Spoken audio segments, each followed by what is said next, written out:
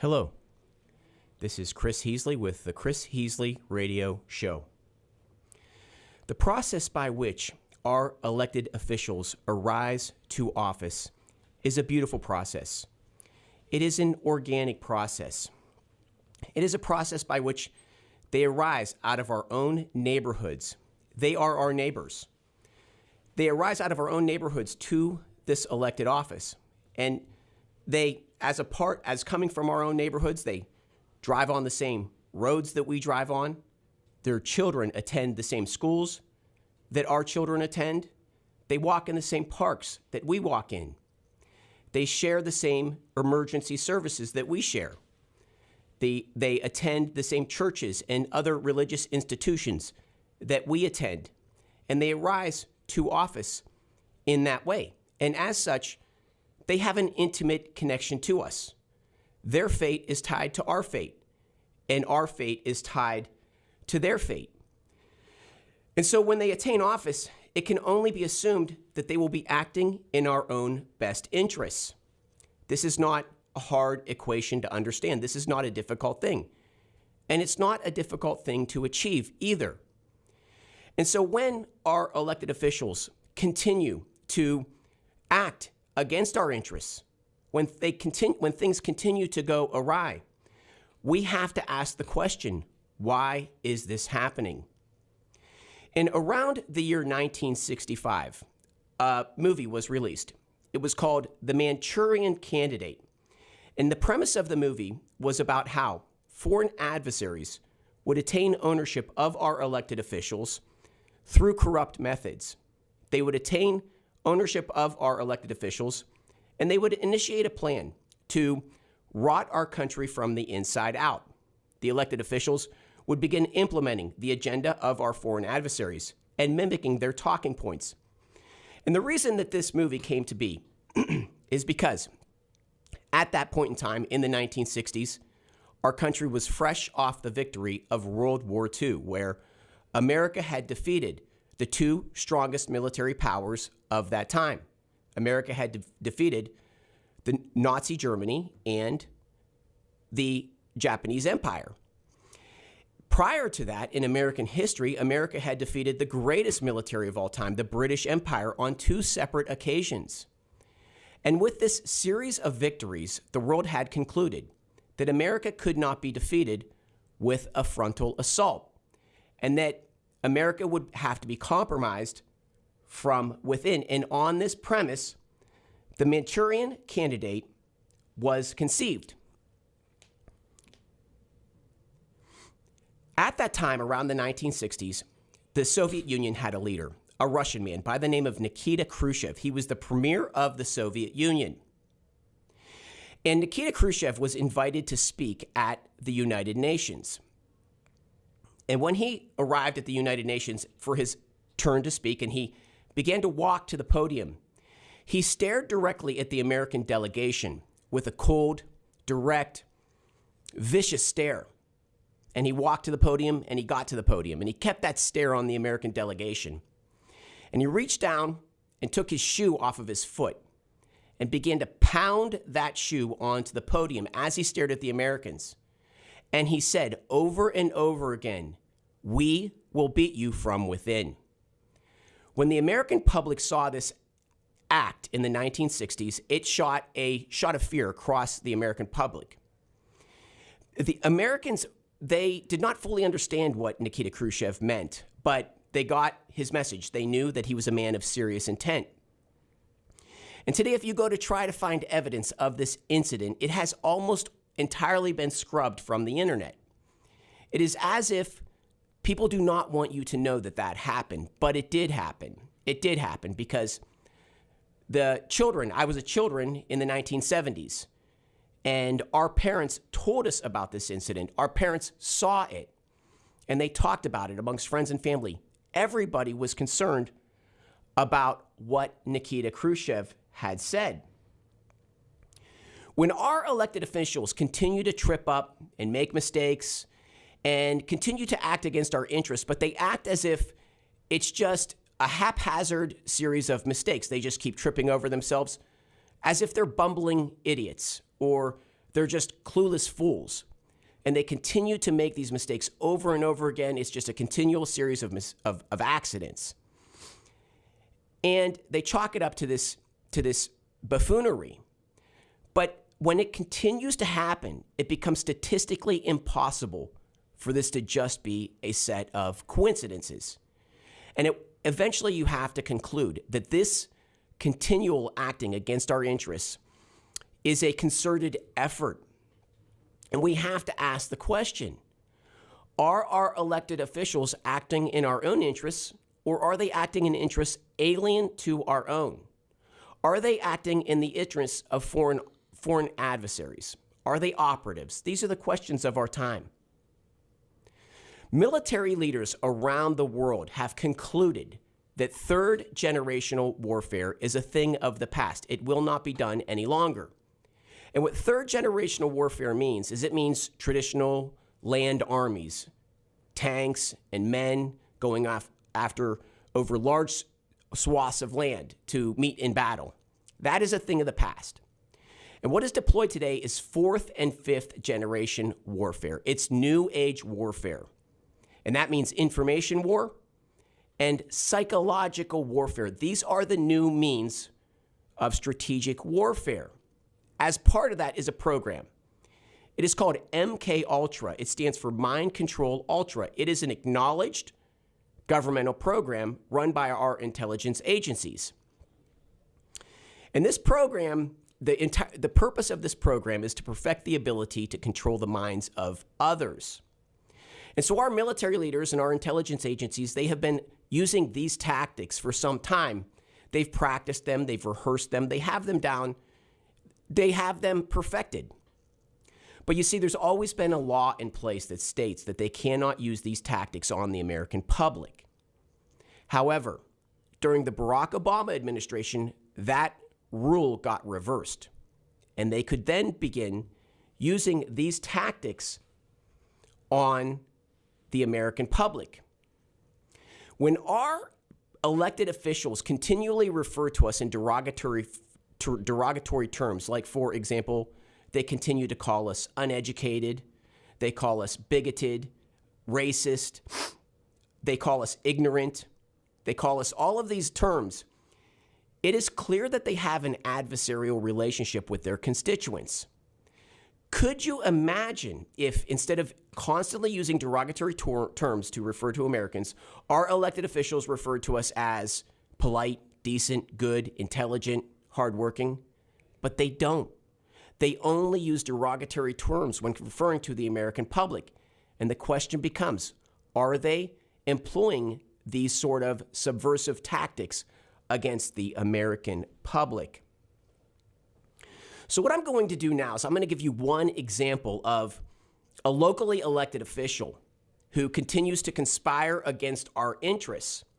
I'm going to give you an example, and I'm going to ask you if you think that she's using these tactics against us. And that person is Congresswoman Lizzie Fletcher, okay? And the situation that I'm going to describe right now is what is happening on our southern border. What's happening on our southern border is a complete disintegration of our border. It is lawlessness and upheaval of society on our southern border. Families and towns and cities and counties that are on the border are being ravaged. They're being overwhelmed with an influx of migratory invaders. County sheriffs and local police can no longer protect the people because so many people are overwhelming our border. 130,000 fighting age men have come over that border in just the past few years. That is a foreign army equivalent. And within that group of men comes a serious criminal element that includes human trafficking, child trafficking, narcotics distribution, and fentanyl.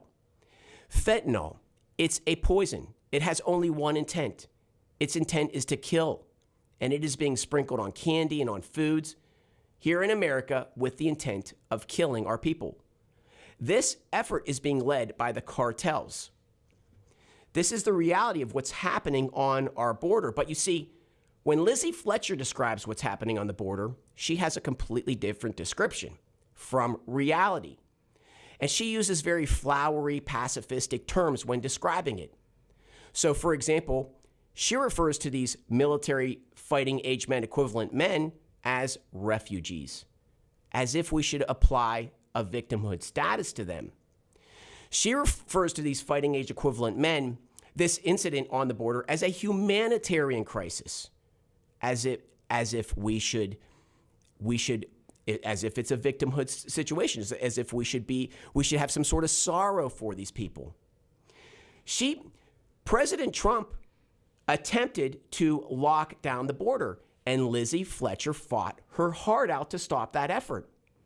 Lizzie Fletcher's constituents confronted her at a town hall meeting and confronted her with the necessity to build a wall. And she laughed it off. She dismissed it. And she said, maybe we can have some fencing go up. So what is she's doing is she's applying the tactics of a fast-talking salesman, a con artist, when describing this. And the question becomes, why?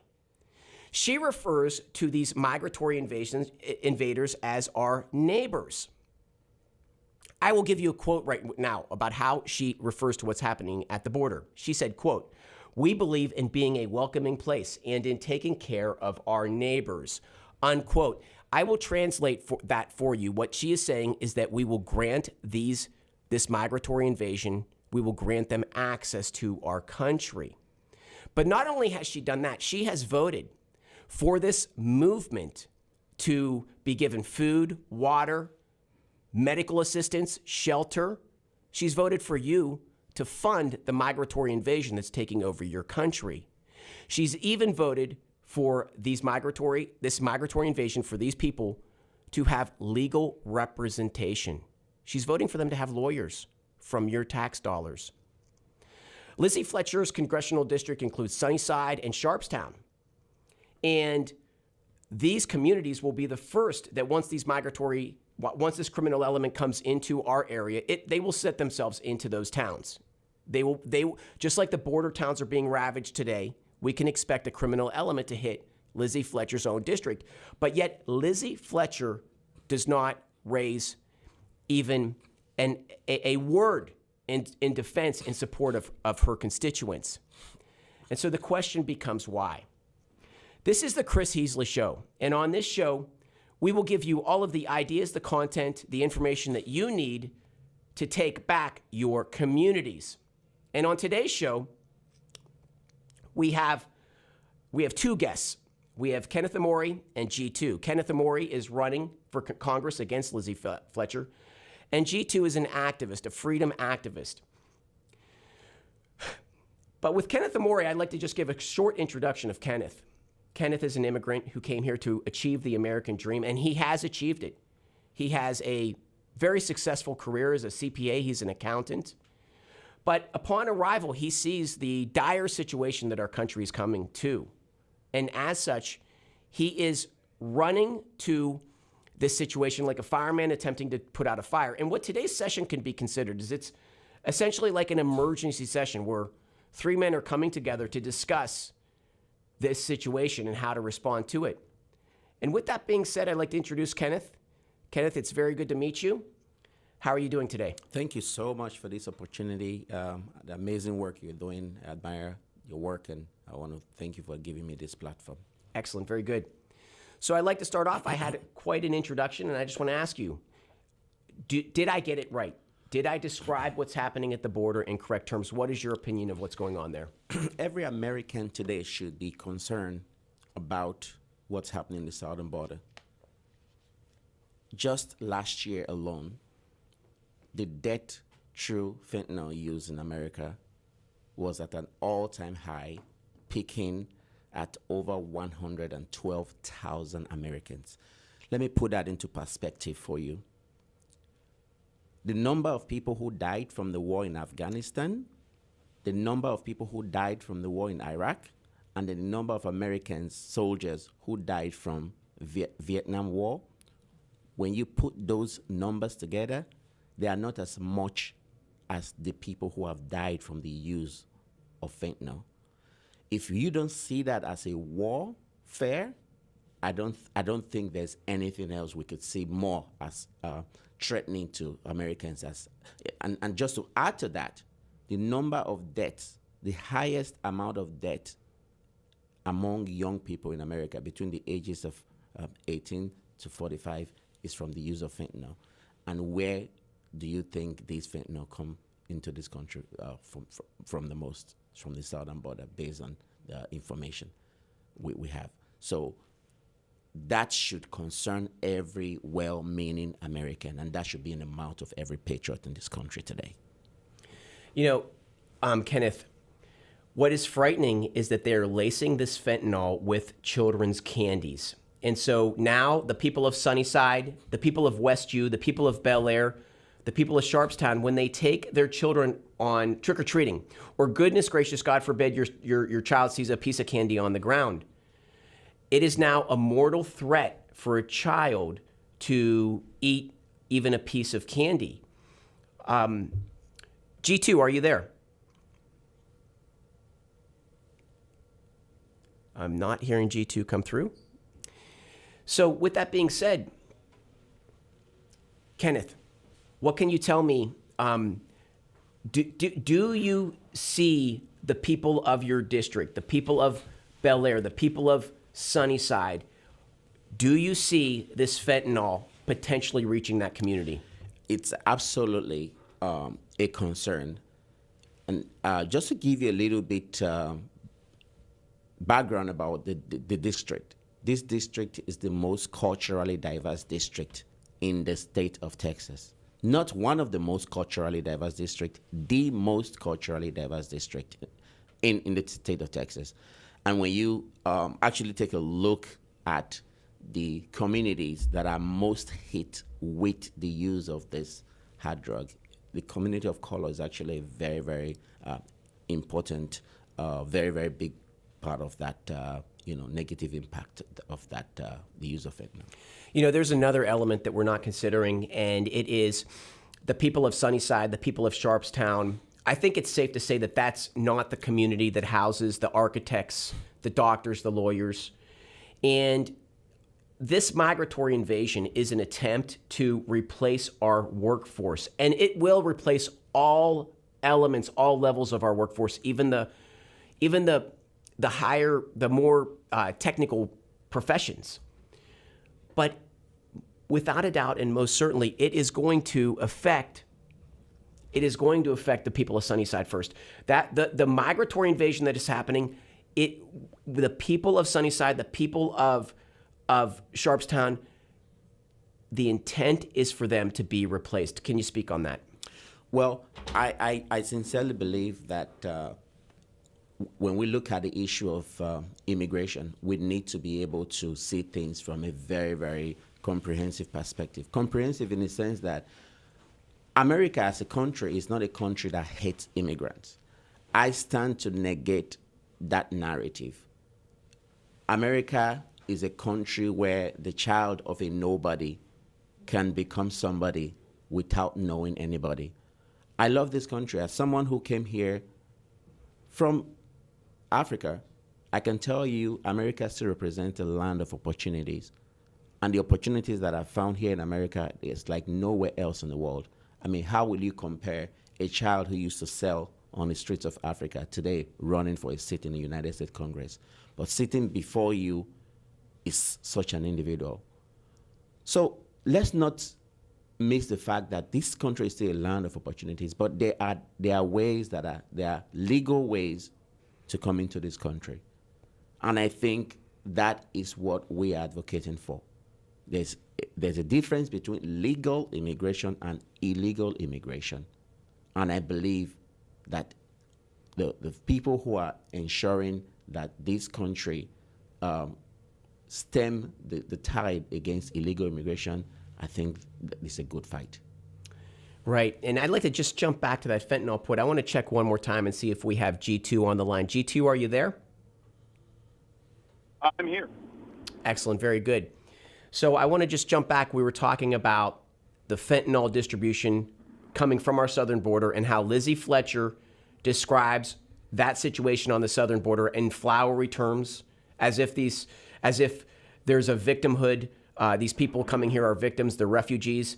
She uses the term unaccompanied child, referring to the children, when we really know that the truth is that those children are being trafficked. Why would she use that term when referring to children that are being trafficked over the border? Well, they use the term unaccompanied minor because it makes it sound like this is a poor child who somehow struggled by itself to get to the United States and it needs our help. This child needs protection. And, they said a sympathetic term. But as you indicate, there is no such thing as an unaccompanied minor. There are no children off in the neighborhoods of Guatemala, Honduras, or Yemen who are saying, I just have to get to Texas, so I'm going to go by myself, march through some of the most harsh terrain you could find, through territory controlled by ruthless drug cartels, and at the age of 12, I'm going to fight my way to get to Texas. It just isn't happening. Every single child that comes into this country across that border is accompanied by someone. The cartels are the organizations, these international drug cartel crime organizations, criminal organizations, are the organizations that have been given the franchise to operate that border. They operate that border just as someone who has a Dunkin' Donuts franchise or a McDonald's franchise operates a restaurant. They operate it with a franchise granted to them by the globalists that are now in control of the United States government. So they can bring anyone or anything across that border they want. And they bring children across, and I think it's for multiple reasons. Some of those children end up in labor. Some of those children actually get reunited with family members. And a lot of those children end up being used for sexual slavery to serve the pedophile market in the United States, which is about a $9 billion market, according to the people at Underground Railroad Project who have studied this closely. Well, I'd like to say it's a large market, it's a profitable market, and they are brought here to serve that market. There is no such thing as an unaccompanied minor. And that's why I appreciate my guest today, because we're not going to put a flowery term on this. We're not going to do that. We're going to present the threats that are facing the people of Lizzie Fletcher's district. And we're going to present you with the question, why is Lizzie Fletcher defending this invasion at our border? Kenneth talked about the fentanyl and how fentanyl has killed more Americans than some of our largest military conflicts, the Vietnam War and the such. And G2, can you speak on the fentanyl and how many of our children are at threat of this fentanyl, of being killed from this fentanyl that's coming over the border? Well, the thing with the fentanyl that is most troubling is that everyone knows where it's coming from. The fentanyl materials come from the Chinese Communist Party, go to the cartels process it, deliver it into the United States, and then manage distribution coast to coast, river to lakes, and manage it right down to the retail level, down to the street level. And the thing with this fentanyl, as I think we all now know, is that if you get a dose that is too strong, and it's a very, very small amount to get too strong, or to get to a lethal dose. If you get a lethal dose, there is no recovery. Most police cruisers in America now carry this injection called Narcan, which will offset overdoses of certain opiates. It doesn't work against an overdose of fentanyl. The fentanyl is simply too strong. And if you get a pill that has fentanyl in it, that could be sold as any number of different kinds of drugs, but a pill that comes from a cartel that has manufactured that pill but hasn't used the same level of quality management that you might have in a pharmaceutical plant, that pill might have what's called a hotspot. If you take a pill that has a hotspot, that is a concentrated amount of fentanyl, and you get one of those, you're dead. So we're losing 100,000 a year to fentanyl, and people think this is happening in everyone else's neighborhood, but this is happening in suburban markets, it's happening in rural areas, and it's happening in every urban market in the country. 100,000 people a year is the equivalent of a plane crash every day. That's now a common way to look at this, to try to help people understand. If we had a plane falling out of the sky every day, we would shut down our entire commercial airline industry. But we don't react. The government is not reacting. There's no effort to stop the Chinese from delivering the chemicals. There's no effort to stop the cartels from bringing it in. We're just allowing this chemical weapon to be used against our people to undermine this nation, to kill our children, and there's no reaction. And so It is a disaster. right now we are presenting the mortal threats to the people of Lizzie Fletcher's district and asking the question, why does she defend this process? It is as if she's acting on the interests of a foreign adversary. And that's the question of the day. And I'd like to shift the conversation to another common tactic that is used when a military power intends to defeat another military power. And what they do is they advocate for the overproduction, overprinting of a currency. So overprinting of a currency has been a tactic that has been used for centuries to take down societies. And now here we are. The Federal Reserve has diluted our currency to a point where everybody feels it. Everybody sees the inflation. The inflation's at a considerable level.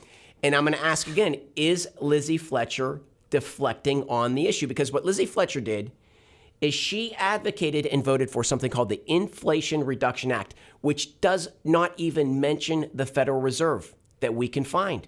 It does not go near the root of the issue, which is the overprinting of a currency. This is common sense. If you want to fix a currency, you simply quit overprinting it.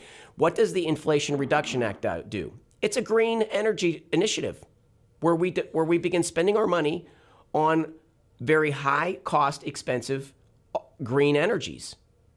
It's a tax at the gas pump. It's a tax on oil and gas. And it is a addition of 87,000, I believe, IRS agents to come after you to make sure you're paying your taxes. That's Lizzie Fletcher's answer for reducing inflation. So when you go to buy a stick of gum at the grocery store and you see that it's gone up and you can't afford it anymore, know that Lizzie Fletcher is adding more IRS agents to the payroll to go after you if you don't pay your taxes. And that's her solution for inflation reduction. Kenneth, can you tell me what you think about the Inflation Reduction Act? Does that in any way, shape, or form address inflation? So, thank you so much again. I try as much as possible as an educator myself. I've been teaching for about 7 years now at the community college. A lot of these big words, these big terms, are not as easily comprehensible by the ordinary man on the street. So let's break that down so that everyone who is listening to this radio show would understand what it's meant in English.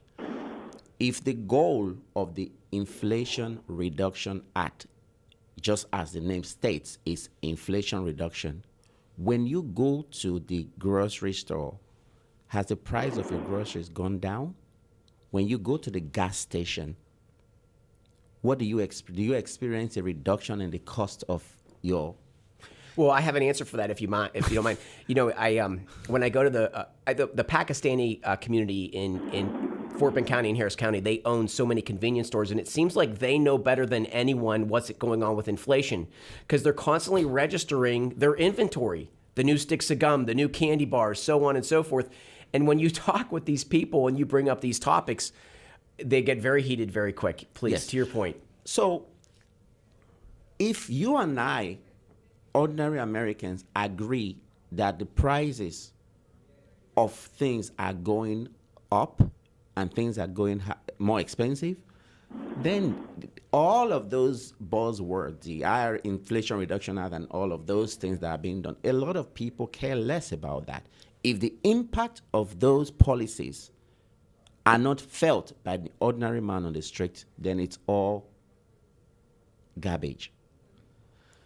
Today, Americans have no idea when we say the national debt, for example, is over 34 trillion US dollars.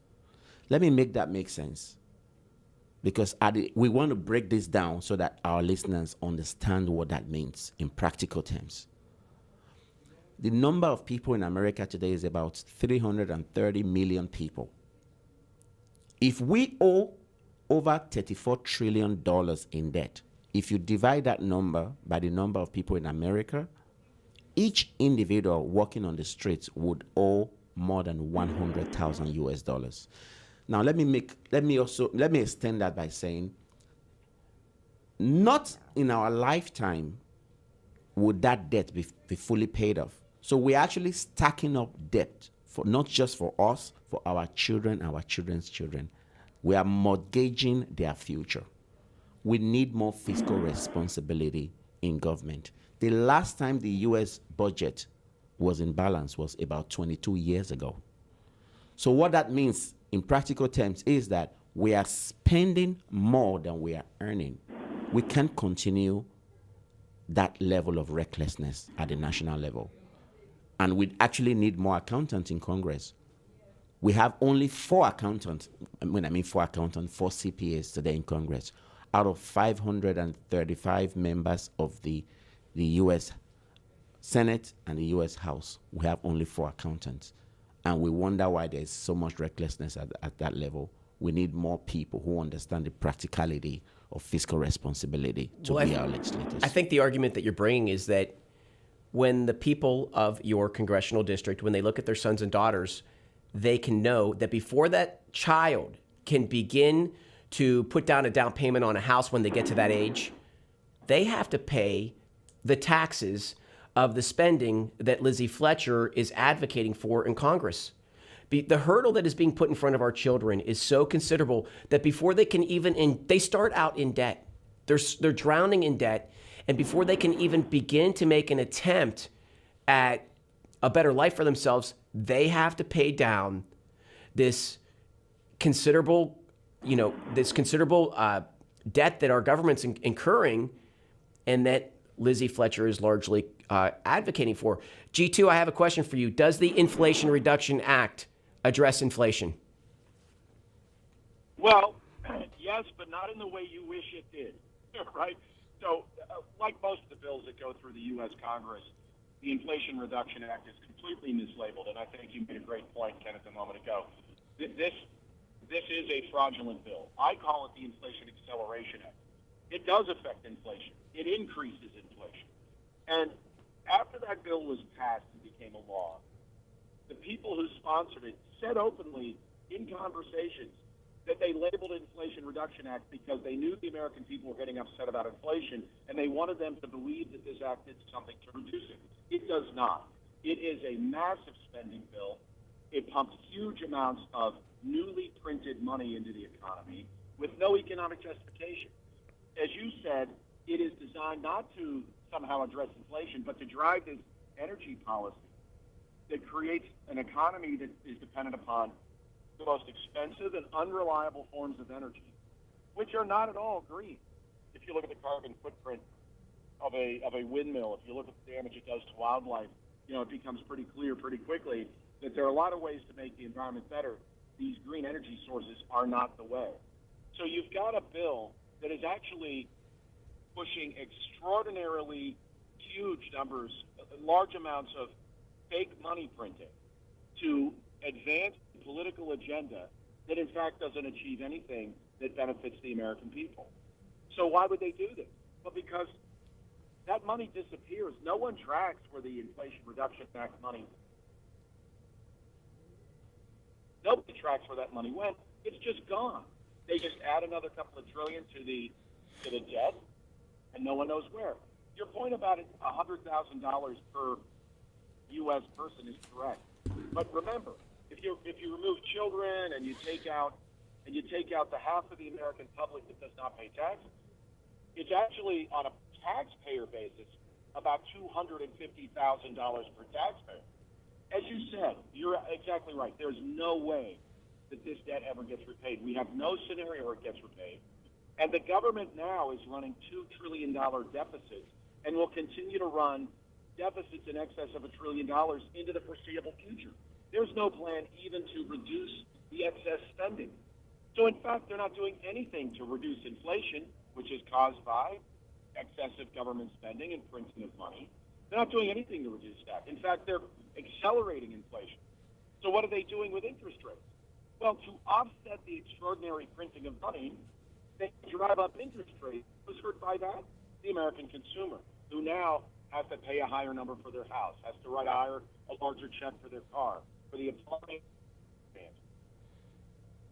Well, I think that I think that what we're identifying here, again, I'm just going to present the question: why would Lizzie Fletcher describe this bill as an Inflation Reduction Act when it is, as G2 said, the Inflation Acceleration Act? It's deceitful, it's corrupt, it is dishonest, and she is obviously trying to pull something over on her constituents. And I think that her constituents need to challenge her on this point.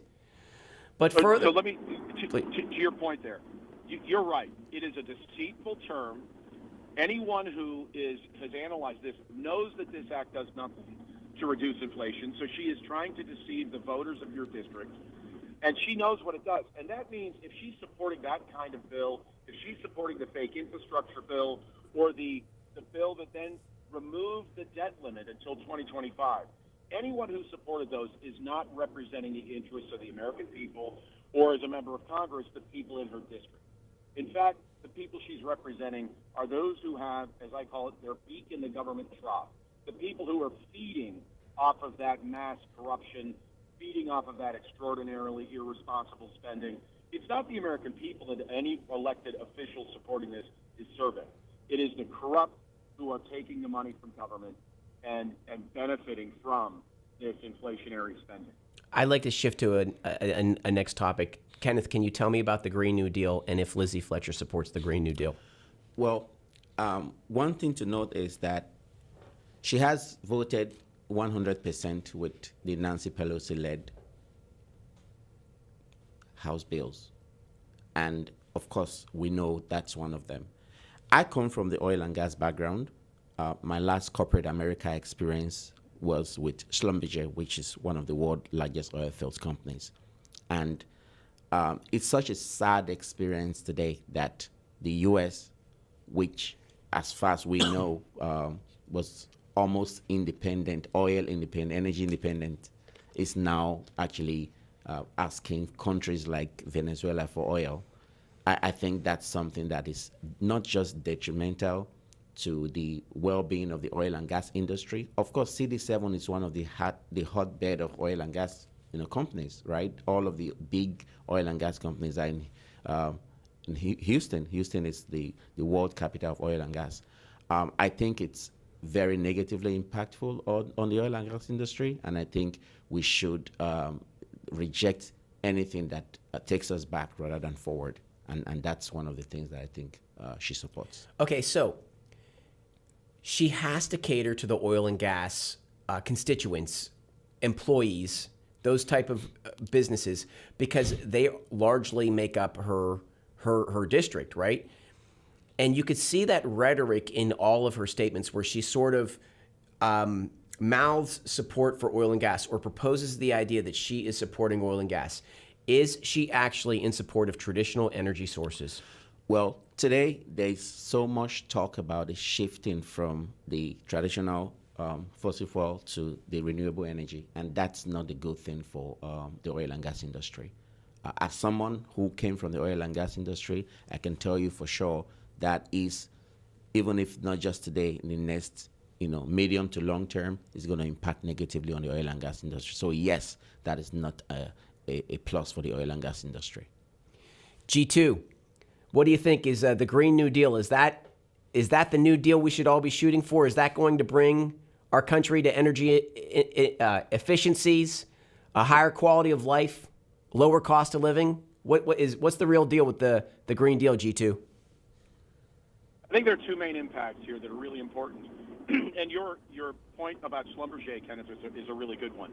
Obviously, the oil and gas industry is a big employer, and that is nationwide. And we know that the advent of new technologies like directional drilling that have really opened up access to new oil and gas deposits in the United States that were not economically accessible just a few decades ago.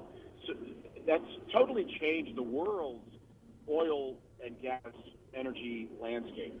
So much so that that the United States has now become a dominant player and can actually offset or threaten the control by OPEC. Now remember that this thing called BRICS, Brazil, Russia, India, China, these formerly developing nations that are now really developed, that group now has members that include Saudi Arabia. BRICS now controls 60% of the world's oil and gas reserves, 60%. So you've got OPEC and BRICS to deal with now. The only way the United States can secure its own future is to make certain that we have access to domestic oil and gas energy that is able to be tapped in a cost-effective manner. So what is this doing to the public? Well, we all remember a couple of years ago when we found out that Texas had already shifted something in the neighborhood of 20 to 25% of its energy supply over to what are called green energy. They're not green, but that's what they're called. And as a result, when a cold snap hit Texas, people died because there was not sufficient energy production, energy access to heat the homes, to serve the Texas markets. And there were people that actually died in a cold snap in Texas. It's unimaginable that you're sitting on one of the greatest energy reserves in the world, and people are dying because they can't get access to energy because of these flawed government policies. Anyone supporting those policies is not serving the American consumer who needs access to energy. Another factor, though, is the competitiveness of our economy. While we are shifting to the highest cost, lowest reliability sources of energy, China, India, and other countries are building coal-fired power plants and natural gas-fired power plants and nuclear power plants as fast as they can build them. In other words, we're shifting to the lowest cost, most unreliable sources of energy, the highest cost, most unreliable sources. We're shifting to the opposite, the lowest cost, most reliable. We're going to have an economy that is going to be dependent upon such high-cost energy that we will struggle yet again to compete with those that we compete with around the world, BRICS nations and others who are developing a grid that is low cost and reliable. So if I can just summarize here, the BRICS coalition of governments is a coalition of governments that was specifically set up to oppose the globalist agenda and America under the Democrat Party, their advocacy of the globalist agenda. So in effect, the BRICS agenda is in opposition to the U.S. dollar. And as a result of that, they control a huge amount of our energy sector, and at the same time, of the world's energy sector, I mean to say, and at the same time, essentially, I think what G2 is saying is that we are sort of shutting down our own energy sector and running ourselves dry. Did I get that right, G2? Yeah, you did. BRICS was set up to create an economic competitor to the United States and the West. And they've done that, but now they're getting stronger because they're getting larger. It is a cartel. It is a syndicate, a group designed to collude, to shift economic power away from Western nations, the United States and Europe, and shift it to these countries that are portrayed as developing. And they're portrayed as developing despite the fact that they have robust, very mature economies. So the inability or refusal of American leaders to prepare the United States to compete with BRICS, the refusal of the American leadership, including any representative that isn't supporting for the United States, it is really as if those leaders are colluding with our enemies, our competitors, to undermine this nation. Why are they doing that? Well, because people are making a lot of money drinking from the fountain of cash that is spewing from the government. And it's justification. The justification for all this wasteful spending are these climate stories and this desire to go to these inefficient, high-cost, low-reliability energy sources. They're doing it for money. So again, the whole purpose of this show is to get our political representatives tied down to their own constituents. We've lost them. They're ungrounded. They're untied. They're for sale. We're giving you so many examples in today's show. We're giving you an hour of content showing you how after time, our elected leaders, they work against our interests and they work for the interests of foreign adversaries. But I'd like to make another point. One of the things that that we've noticed with the Democrat Party, the American Democrat Party, is they seem to be tied to the globalist agenda. And the globalist agenda, the globalists, they are essentially a group of billionaires out of Europe that have been sprinkling cash on the Democrat Party for the past 2 decades. Again, when I was a child, that Democrat Party, it fought for our values, it fought for us. But it's been taken over by the European billionaire class, and to some extent by the American billionaire class. It's been taken over, it's become toxic.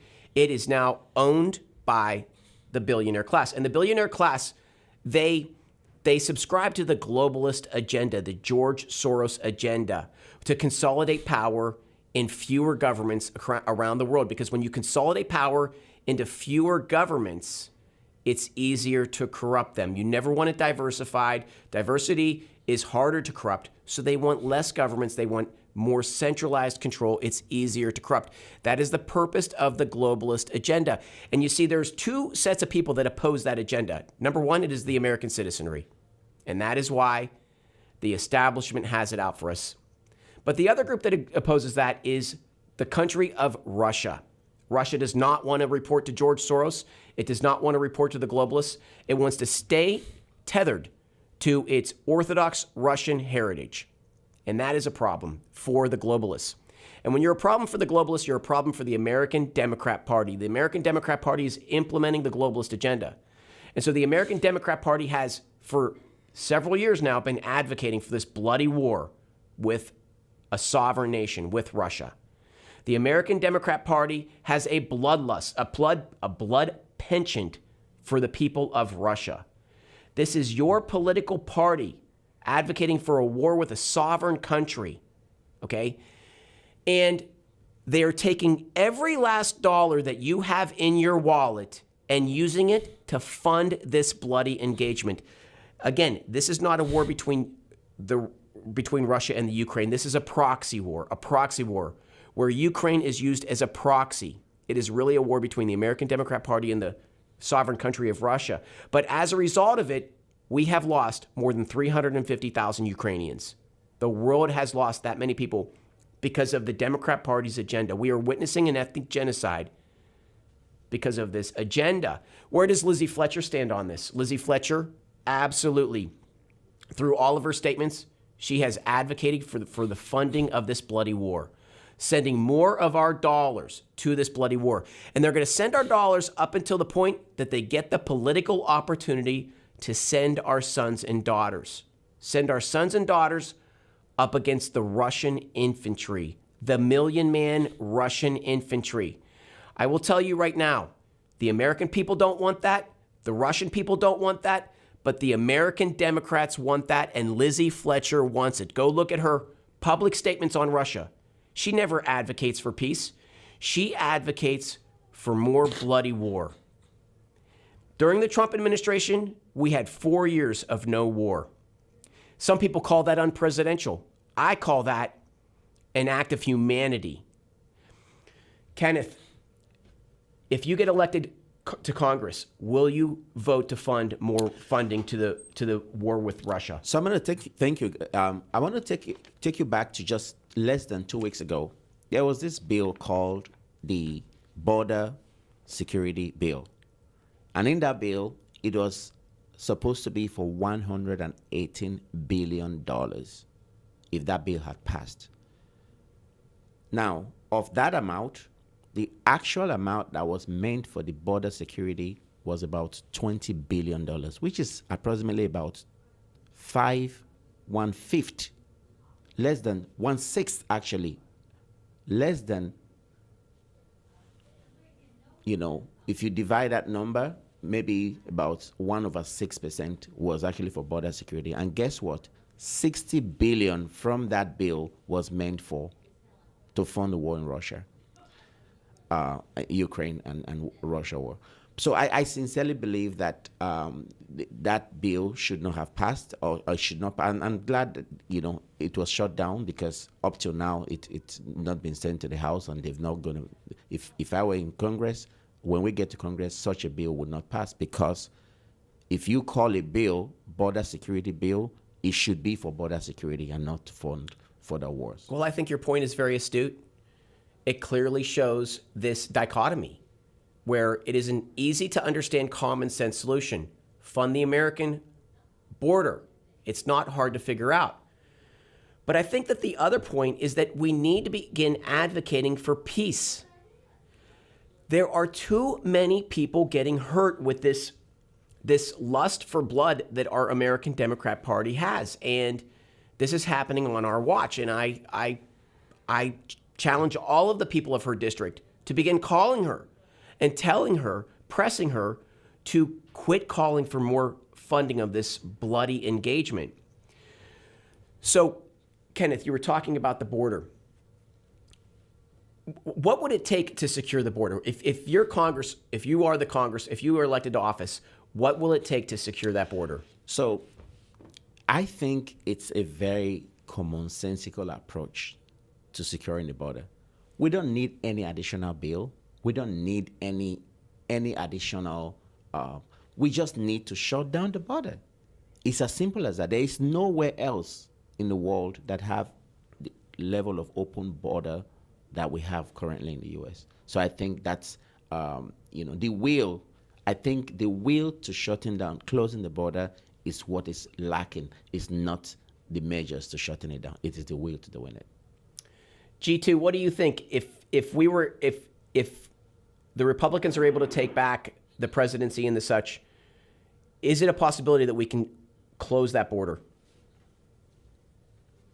Well, look, I think one of the great outcomes of this discussion of the border security bill, as they tried to call it, is that the American people realized, as that bill was being negotiated, that it, in fact, didn't secure the border. It would guarantee a minimum of 5,000 a day illegal entrance into the United States before any kind of restrictions could be applied. That's 1.8 million a year that would come into the country guaranteed. So, in fact, it locked in a steady stream of illegal immigration for as long as we could see into the future, forever. There's no $20 billion needed to secure the border. We don't need one more penny to secure the border. We don't need one more law to secure the border. And we certainly don't need to fund wars in other countries in order to secure our border. As Kenneth said, we need the will to do so. The folks that are in control right now and the people who are supporting them, it is not a matter of incompetence, inability, or a lack of legal ability or a lack of resources to secure that border. They want that border open. And they know that we have huge numbers of people coming across that are million illegal aliens who have entered the country since the Democrat Party took over our government. 10 million without any knowledge who these people are. And they're from every country in the world. They're not just from Mexico, Guatemala, and Honduras. They're not only being brought in to provide lower wages for the large multinationals. They're being brought in for a host of other reasons. But the people doing it are not incompetent. They are doing this on purpose. It is not an accident. They need nothing more to stop it. They can make the decision to stop it now. And it's clear that they do not care about the fentanyl coming across the people it's killing. They do support coming across and what's being done to them. And they support the importation of even enemy combatants from maybe the Chinese Communist Party. We've all seen thousands of military-age single Chinese coming across that border. It's expensive for them to pay the cartel fee to come. It is expensive to transit from the Darien Gap to the Texas border. They're not doing this accidentally. So here, just to finish up, we got 1 minute left. And Kenneth, you're on the spot here, my friend. We're here to go time. We certainly support you in this endeavor to get elected. But I'll give you the last minute. How do people find out about your campaign, about you as a person, and the issues that you represent? Yes, no, thank you so much. I am grateful to be on this platform, and a lot of the people who are listening to this, radio show, you can look us up on kennethforcongress.com. Follow us on social media. We have Facebook. We're on YouTube, on Facebook, and on Instagram. We're also on X, which is formerly Twitter. So please look us up, kennethforcongress.com. Look for the Republican ballot in this primary and vote for Kenneth for Congress in Texas Congressional District 7. And this is the Chris Heasley Show. I'd like to thank my guest today, Kenneth Amori, running for Congress, and G2. We'll be back again on Monday, 10 a.m. Talk to you soon.